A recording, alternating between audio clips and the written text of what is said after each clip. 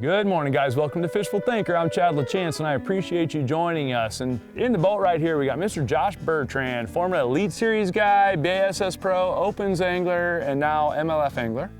Legitimate bass pro right here in the boat, guys. And we have traveled all the way to Arizona from Colorado. We are in, well, I guess, central Arizona, south central Arizona. Yeah, I would say that's exactly how I describe it. Not too far from Phoenix, and we're in a lake I've never seen, Roosevelt Lake. Now, today's show is going to be a little bit unique for us, because we actually fished yesterday as well. And if you're a fan of Fishful Thinker, first of all, thank you. But second of all, you know we almost never do that, but we're all about education. And let's be honest, yesterday was not the easiest show in the world for us to get filmed. They were not the easiest fish to get. It took all day. All day to catch smaller than average fish for this lake. I would say, yeah. Yeah, and so it was a bit of a struggle. So today's show is going to be a little bit more unique because we're going to talk through what lessons we learned yesterday and how they applied to today's fishing and why today went a whole bunch better. Fishful Thinker is brought to you by Sportsman's Warehouse. Gear up for unforgettable. Berkeley, your fish, our science. Abu Garcia, fish to win. Lawrence, find, navigate, dominate. First off, I want to point out that yesterday's day on the water was not horrible numbers-wise. Numbers were fine. That wasn't the issue. You told us that you thought we'd catch 1 to 4 pounders visiting this lake. And we caught mostly fish in the right around 1 pound class. We didn't find the 4 pound fish that we were looking for yesterday, or the 3 pounders even that we were looking for yesterday. So judging the day as being a rough day of fishing wasn't necessarily that we couldn't get bites. We had a really hard time finding the quality of fish that we wanted to find. Got that one.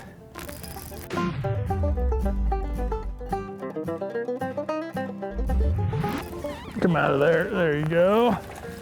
And that fish is fired up there, Mr. Bertrand. You didn't let that Chapo go over his head. Right off the bat, yep. And we'll take him. Come on up in here, buddy, and we'll get a hold of that. We're started. We're started. We're going to go with huge. I'm going with huge. Not really, but it does go to show that Chapos, I think a lot of people think when they throw a bait like this, they're only looking for big ones, and they'll all bite it.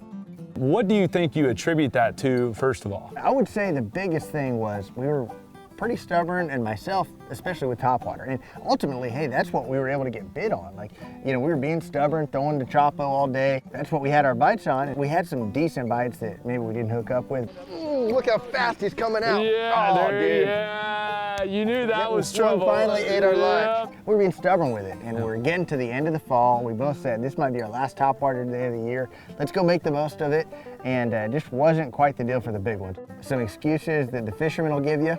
Myself as a fisherman, excuses I'll give you. We had a full moon. Yep. Not only did we have the full moon was still overhead. It was. It was up when we started fishing yesterday. And that one's on the larger one, and he got your front hook too. All about the shade, man. Yeah. You're right, and he did get the front hook because we missed a couple. We're fishing after a full moon. Yep. We're sitting here talking about. And actually, the full moon's probably, no, it must have just set. The full moon's been up all morning. So again, but ultimately it lies back on us as anglers to make the adjustments and figure it out. A couple things I'd add to that too. And you alluded to it, we were fishing a dying bite, a dying pattern. And the day before it might have been a little better. The day before that it might have been a little bit better, but the pattern was petering out over time, and we were hard-headed about that. The other thing about that, I think, is that when you're getting a bunch of bites, it's easy to get suckered into that. You kind of get screwed into doing that thing because your brain's telling you, well, we're getting enough bites, and like you say, you end up dying by that, and especially when the bites aren't staying pinned. But I also want to throw out that the only bait we could get bit on was that little Chapo. We tried to make adjustments, and that was the one they kept coming to. The only one we were getting any positive feedback from, and that's really important. Well, I want to point out though that the little Chapo right here, when we started, and these were ironically tied on. This was not something we talked about ahead of time. I had this tied on when he showed up, or when I showed up, and he did as well. One non-Chapo bite we got yesterday was a beautiful throwback you made with the Gulp jerk shad. He grabbed my rod, we saw a fish roll, he blew up your Chapo. You grabbed my rod with the Gulp jerk shad, throws it back, and that fish bites, and even he comes off, which tells you, and you waited, the hook set out perfect, camera was rolling the whole thing, boom, got him, and then he just comes off, which tells you they're just being nippy about baits 100%. All the way around, and that's not a fish you lose most of the time. I agree. I don't remember where he was at. No, Is he back left to there? Yeah, he was left to there. Let's see if he comes over and gets it. That's light line. Okay. For what you're doing anyway. That's good to know. I like how fast you're working that. You gotta make him look like he's injured, right?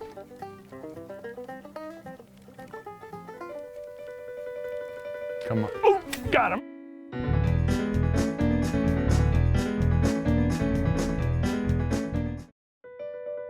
Fishful Thinker is brought to you by Lowrance. Find, navigate, dominate. Sportsman's Warehouse. Gear up for unforgettable. I like how fast you're working that. You gotta make him look like he's injured, right?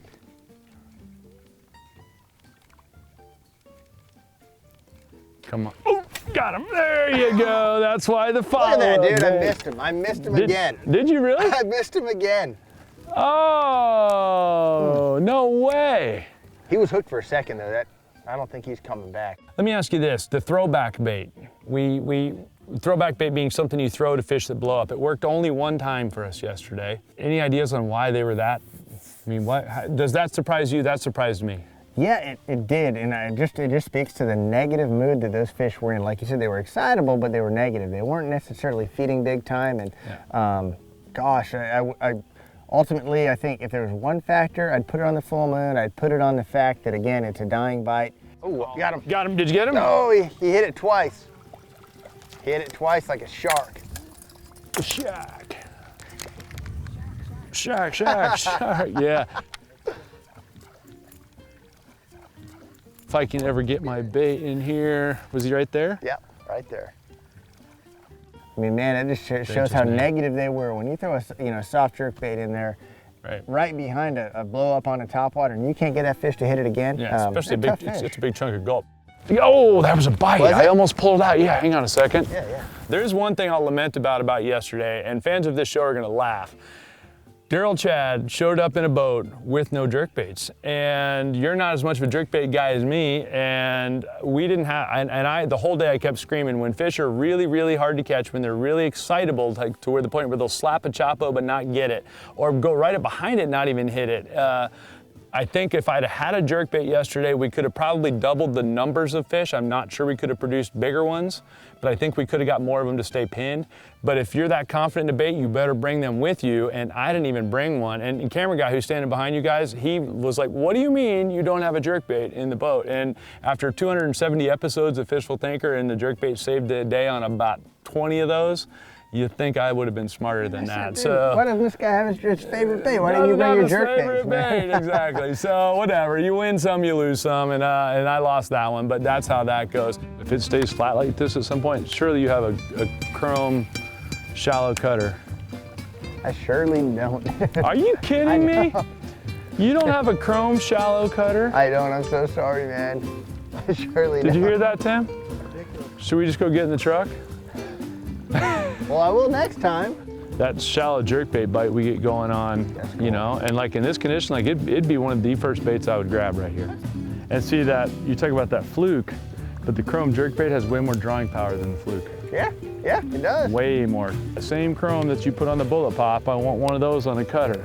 We had a chrome shallow cutter 90 right here. Dude, I will go buy some tonight. What kind of guy has like a favorite bait and doesn't bring it with him, man? Well, that's a freaking very, very, very valid question right this minute there, Josh. But see, the way you're working as fast like this and the way you're doing it makes me think even more that the hard jerkbait would be. And see, that fish don't come off on the hard jerkbait. When he hits it like that, you got him. I hear you. All right, just had another one nip, and I keep throwing throwback baits, and I think it talks a little bit to the excitability of the fish. Is they're excited enough to come up and nip at that topwater, that chopo, but they're not hungry enough to actually eat the throwback bait that doesn't excite them. Yeah, that's a good point. Just straight reaction, isn't it? Yeah, they're just coming up and getting it because of the reaction. I mean, what this tells me, guys, if I had a shallow chrome jerkbait that I could throw right here, we could be eating tacos in Phoenix by now, but just...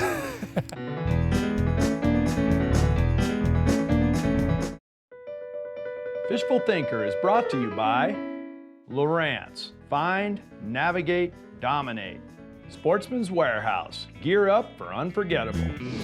I think both of us were thinking when the water got warm, the fish will bite better. Instead of nipping, they'll bite. We started to see it for one period. We got into one bay and it went from missing 75% of them to actually catching 75% of them.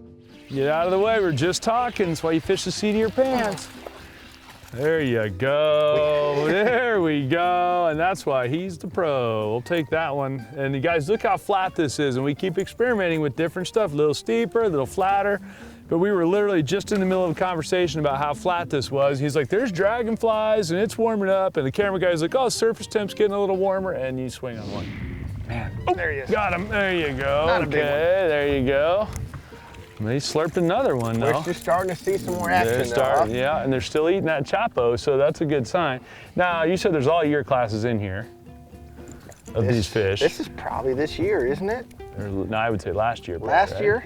I don't know. I mean, we're in Arizona. These fish have a lot. You already told me, he was just telling us the water gets up to 85 degrees in this lake, guys. So that's going to allow your largemouth to grow a lot faster than they're going to grow in other places of the country. Got him. Got him. There you go. There you go. Get out of the way. Whoa, you barely got that one in the Look boat. at that. Back You can hook. tell who fishes in Major League Fishing because he's all, don't let him touch the carpet.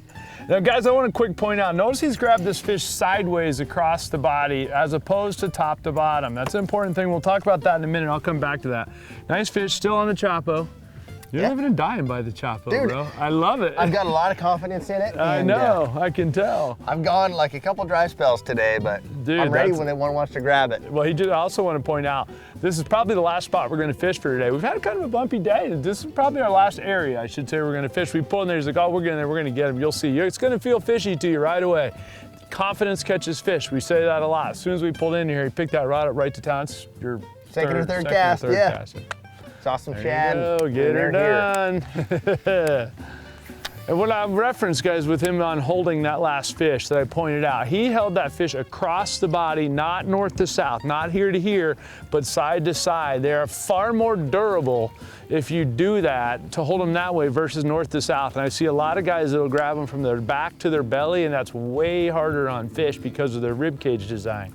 So I just watched you were real careful to grab him that way. It's a good point, dude. It's And you've really made good a lot point. of money keeping fish alive in your live well, and that doesn't happen when you crush their rib cage. Yeah, you gotta take care of this fish. They take care of you, man. Yes, sir. So that's why I was pointing that out as well. Great catch. Thank you.